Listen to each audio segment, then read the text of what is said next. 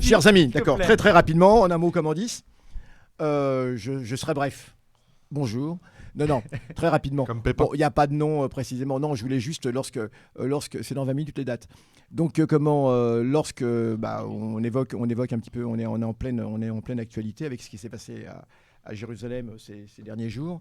C'était cette chose horrible, cette attaque horrible de la mosquée d'Al-Aqsa. Je voulais juste simplement revenir sur 2 dates, puisqu'il s'agit de Jérusalem et d'Al-Aqsa. La mosquée éloignée, selon l'étymologie, la mosquée éloignée. Eh bien, je voulais dire 2 dates, 11 juillet et 5 juillet. Le titre est super, hein ? Voilà, 11 juillet. Écoute, tu vas voir, la prochaine fois que tu vas faire ta chronique, toi. et Nick Labac, si c'est pareil. Vous allez voir ça, les mecs. Vous allez voir ça, les mecs. Vous n'allez pas pouvoir en placer une. Donc, 11 juillet, 5 juillet. Pourquoi ces 2 dates ? Eh ben, parce que 11 juillet, il est question de Jérusalem, vous l'avez compris. 11 juillet 1187. 11 juillet 1099 et 5 juillet 1187. Ce sont les dates de conquête, enfin de prise de Jérusalem par les croisés. Et le 5 juillet, c'est la date de libération de Jérusalem par les armées de Salah ad-Din. Donc, simplement, il faut en revenir très rapidement aux croisades. Donc vous savez très bien, les croisades européennes, occidentales, largement vers la Palestine se déroulent, donc réussissent à atteindre Jérusalem en 1099. Et la ville de Jérusalem sera prise donc le 11 juillet 1099 par les armées croisées, les armées franques. Cela, on le sait, va se passer avec... Oui, c'est au cours de la seconde croisade. La première croisade, la croisade des pauvres, comme on disait, hein, dirigée par Pierre l'Ermite, a lamentablement échoué. Et là, on est au cours de la seconde croisade. Cette croisade qui fait suite à l'appel à la croisade du pape Urbain II au concile de Clermont. Enfin bref, 2 ans plus tard, en 1097. Et les croisés vont donc prendre Jérusalem. Avec juste une petite explication, Jérusalem va être prise. Pourquoi ? Elle va être prise parce qu'à l'époque, les musulmans sont extrêmement divisés. Les musulmans sont extrêmement divisés, taraudés entre les sunnites et les chiites, justement. Et à l'époque, les seigneurs de Syrie, hein, qui sont en général sunnites, n'ont pas du tout envie de soutenir le calife fatimide, donc chiite, hein, de l'époque, et donc vont laisser passer les armées croisées, vont même négocier souvent le passage pour éviter les représailles, et vont même alimenter les armées croisées qui se dirigent vers Jérusalem. Et c'est comme ça que toutes les villes, une par une, vont tomber sur cette route qui mène à Jérusalem. Et c'est quand même quelque chose de terrible. À l'époque, donc la ville va subir un assaut terrible, hein, un siège et un assaut terrible. Les croisés ont avec eux des machines de guerre, etc. On parle d'une 12aine de machines de guerre, hein, et la ville sera prise avec un bilan effroyable. Alors, les chiffres, on a tendance, vous savez, à l'époque, à toujours exagérer le nombre de victimes, etc. Hein, mais on est entre 10 000 et 70 000 morts. Ouais. Entre 10 000. Donc, ça veut dire que avec très peu de rescapés, même en prenant le chiffre selon la police, je crois. Ouais, 10 000 selon Darmanin, ouais. et 70 000 selon la CGT. Et donc, du coup, non, soyons sérieux. Et donc, non, mais c'est quelque chose de terrible parce que les derniers défenseurs vont se réfugier dans la mosquée d'Al-Aqsa, justement. Hein, et là, un massacre épouvantable va être commis dans cette même mosquée qu'on voit actuellement, hein, où les gens vont être égorgés. C'est-à-dire qu'il va y avoir très peu de rescapés. Les Juifs, pareil, les Juifs vont être brûlés vifs dans ce qu'on appelle la tour de David, etc., où ils s'étaient réfugiés. Voilà. Il y avait aussi les chrétiens orthodoxes, hein, parce que les croisés, il ne faut pas l'oublier, ce sont des catholiques. Hein, et on a des chrétiens donc, locaux qui sont donc des arabes chrétiens. Hein, et eux-mêmes, ils ne vont pas être massacrés, mais ils vont être quand même malmenés. Bref. Mais alors, comme il dit, c'est que tu as eu des chrétiens et des musulmans qui se sont battus contre d'autres chrétiens et d'autres musulmans. Ça a été très mélangé. Mais les croisades, il faut le savoir, les croisades, c'est cela. D'ailleurs, ça représente un petit peu la situation d'aujourd'hui. ou sur le conflit de Palestine, on a finalement des deux côtés, on a bien des États arabes qui aujourd'hui pactisent avec Israël, avec les États-Unis, d'accord. Et en face, alors même si on n'a pas d'État chrétien en face qui soutiennent, on a comme les chrétiens palestiniens qui sont totalement solidaires des chrétiens musulmans, qui subissent la même chose, qui sont totalement patriotes, etc. Et n'oublions pas qu'un certain nombre d'organisations palestiniennes de résistance étaient dirigées par des chrétiens. Georges Habash, Nayef Hawatmeh, etc., dirigeants du FPLP, du FDPLP, etc. Bref, donc on a vraiment cette configuration qui est là. Hein. Et à l'époque, effectivement, faut comprendre que les croisades, ça a été un jeu croisé, c'est le cas de le dire. Hein. On avait des seigneurs musulmans qui ont pactisé, qui ont collaboré, etc. Mais surtout, les croisés se sont appuyés sur une situation, une configuration qu'on a vraiment aujourd'hui, hein, qui est la division. Sans la division, ce n'aurait pas été possible, cette prise de Jérusalem. Hein. Ouais. Et il y avait énormément de dissensions, etc. Et donc, je vous le dis, ces seigneurs musulmans n'étaient pas proches. Et donc là-dessus, la ville va être prise, ça va être terrible. Ça va être terrible, hein, les descriptions. Alors même en relativisant les récits, parce que c'est toujours compliqué d'avoir un récit réel, il faut toujours entrecroiser, etc. Mais voilà. Et les chroniqueurs arabes, alors je vous conseille la lecture d'un excellent bouquin, vraiment qui se lit très facilement, qui se lit en une traite, c'est Les croisades vues par les Arabes, d'Amin Maalouf. Notez, il est excellentissime ce bouquin, puisque c'est à travers des traductions de récits de chroniqueurs arabes de la région, hein, qu'on sait exactement comment les Arabes, à l'époque, ont vu ce déferlement, ces hordes d'Occidentaux qu'on ne comprenait pas du tout, qui arrivaient les pieds nus, habillés en pèlerins, et avec des armes, avec une grande croix devant, comme ça. Mais qui sont ces Martiens ? Qui sont ces Martiens qui disent on revient. Oui, c'est ça, absolument. Hein, on revient prendre possession. Ça nous rappelle le discours sioniste d'ailleurs, parce que c'est une forme de sionisme. Effectivement, parce qu'eux prétendaient que cette terre était définitivement à la chrétienté occidentale. Et c'est ça qu'il est important, très important, de faire la part des choses entre les chrétiens orientaux et les chrétiens occidentaux, pour le coup. Hein. Les chrétiens orientaux, d'ailleurs, on sait que juste sur la route de cette croisade, il y a une ville. Une ville qui était en général, qui était une ville de chrétiens orientaux, hein, qui va être prise. Et les chroniqueurs, c'est relaté dans le bouquin dont je vous parle, parleront non seulement d'un massacre, mais de cannibalisme. C'est-à-dire que les croisés ont faim, ils n'ont rien à manger. Et ils expliquent comment, et ça c'est réel, c'est pas un discours, comment on a fait retirer les enfants, etc. Oh là là. C'est-à-dire que les croisés se sont livrés à du cannibalisme, c'est réel, c'est pas de la propagande. Hein. Et absolument. Mais tout ça est tout à fait bien relaté par Amin Maalouf, qui est quand même très sérieux. Ah, de l'Académie française. Par les Arabes ? Oui. D'accord. Ouais. Oui, absolument, les croisades du par les Arabes. Je savais pas qu'il était bien ce livre parce que je suis un peu. Il est excellent. D'accord. Alors après, je suis pas aussi dithyrambique pour les. Ouais, d'autres livres de Maalouf, mais lui il est bien. Mais il y a Samarcande, enfin il y a un certain nombre, le Rocher de Tagnos, Samarcande, etc. Mais L'origine aussi, il est bien. Oui, et puis les identités meurtrières aussi, c'est un bouquin qu'il a fait connaître. Mais il est bon en roman historique. Oui, extrêmement. Et celui-là, c'est le premier qu'il a fait connaître, il est excellent. Les croisades vues par les Arabes, lisez-le, vous allez. Enfin bref. Comment ça, la chronique de Youssef est sombre ? Elle n'est pas sombre du tout parce que la lumière arrive. Et cette lumière, c'est quoi ? C'est que comment cette lumière arrive ? Eh bien, c'est que les croisades, ça va être terrible. Et alors, à l'époque, il faut comprendre une chose, c'est qu'il y a quand même des rescapés. Alors, les rescapés partent de Jérusalem, hein, et ils se rendent où ? Ils se rendent vers Damas, etc. Et là, on dit, ah bah oui, vous arrivez de Damas, etc. Et puis les gens, c'est le mois de Ramadan. Et c'est justement le mois de Ramadan quand ces rescapés arrivent à Damas. Et ils sont étonnés parce que tout le monde est en train de jeûner, etc. Donc imaginez, on est en 1099. Et puis les gens sont étonnés. Ils disent mais comment on ne comprend pas ? Parce qu'il s'est passé une catastrophe terrible.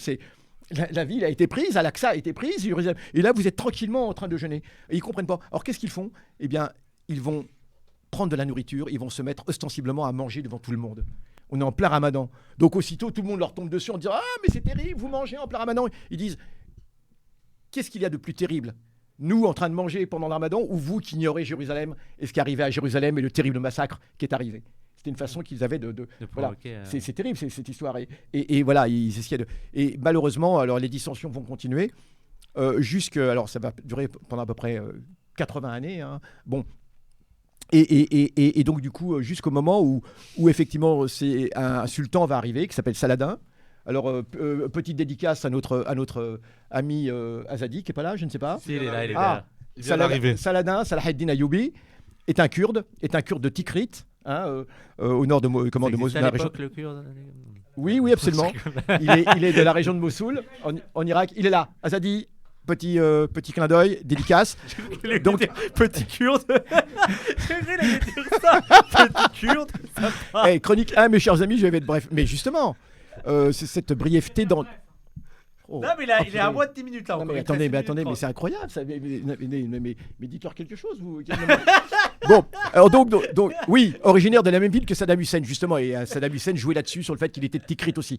Toujours est-il que jusqu'au moment où arrive Saladin. Alors, je ne vais pas vous refaire la chronologie de Saladin, enfin la biographie, mais elle est vraiment, vraiment intéressante. Donc, c'est un Kurde, c'est un notable, c'est un fils de notable. Toujours est-il qu'il va avoir une ascension un petit peu rapide. Il va d'abord être envoyé en Égypte. Sa famille va le placer auprès du gouverneur d'Égypte, etc. C'est là-bas qu'il va apprendre le métier des armes. Il n'est pas du tout prédisposé au métier des armes. Hein. Et toujours est-il qu'il va faire son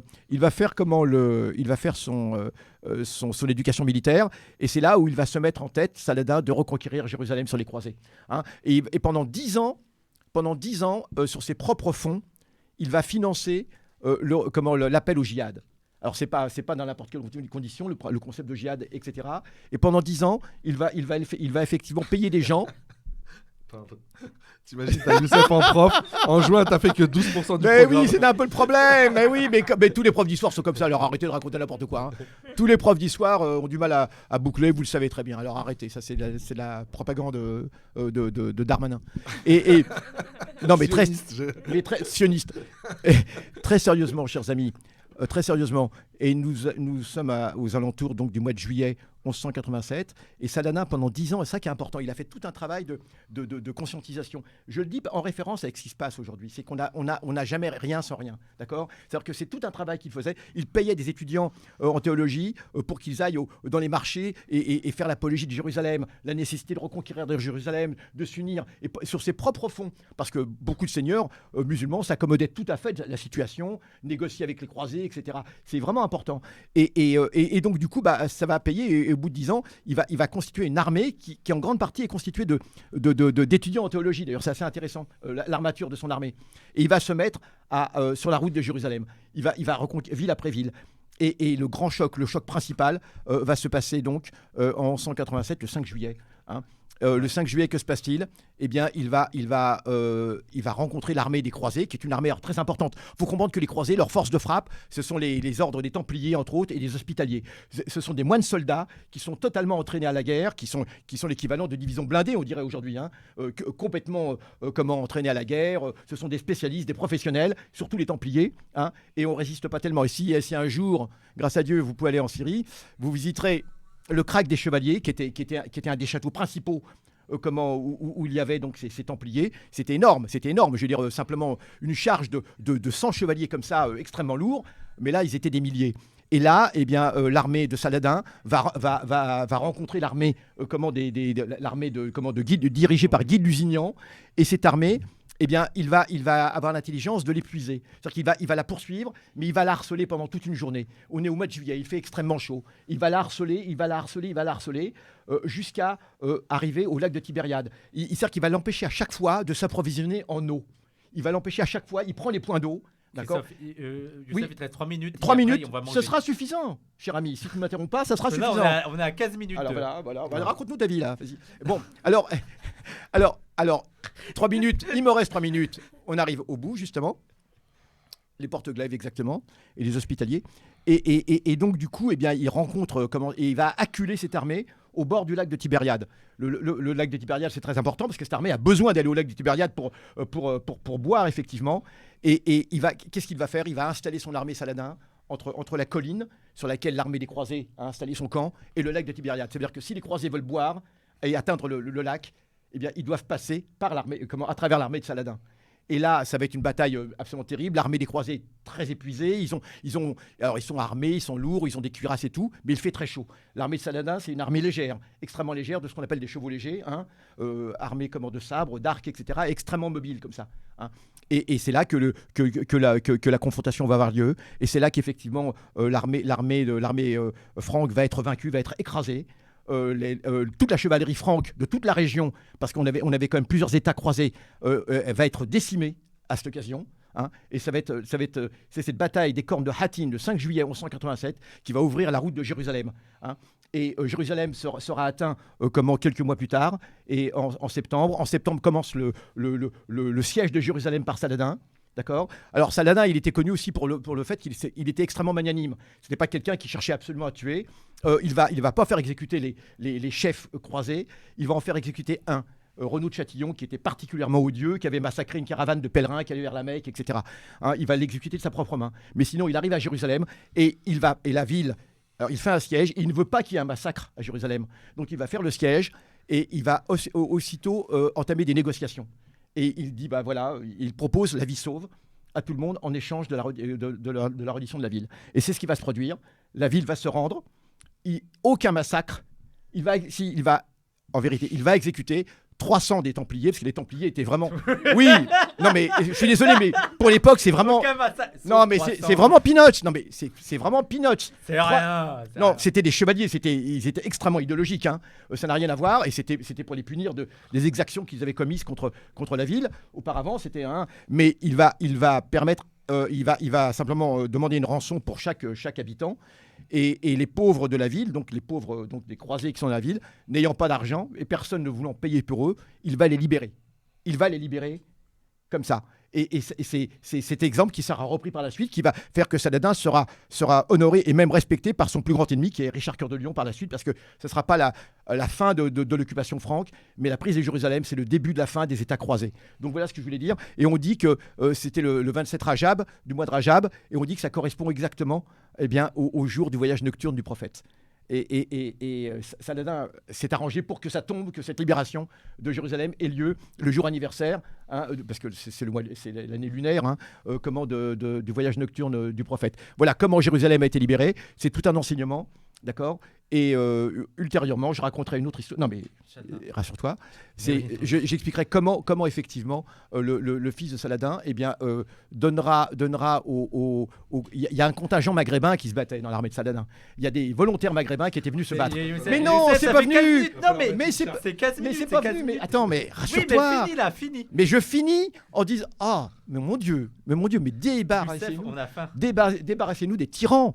Et je dis simplement. Non, finis s'il te plaît, laissez-le finir là, s'il vous plaît. Et simplement, j'expliquerai comment ce contingent maghrébin, c'est très important, est venu se battre aux côtés de Saladin, et comment, en remerciement, Saladin a donné des terrains qui sont devant Jérusalem, et qui sont exactement l'emplacement du mur d'élémentation aujourd'hui. C'était un quartier maghrébin. Hein, voilà. Merci Youssef. De rien, chers amis, de rien. Et puis, on applaudit même dans le chat, on applaudit s'il vous plaît. Puisse cette histoire inspirer nos musulmans d'aujourd'hui et cesser les divisions et pour le salut de Jérusalem. Voilà. Merci.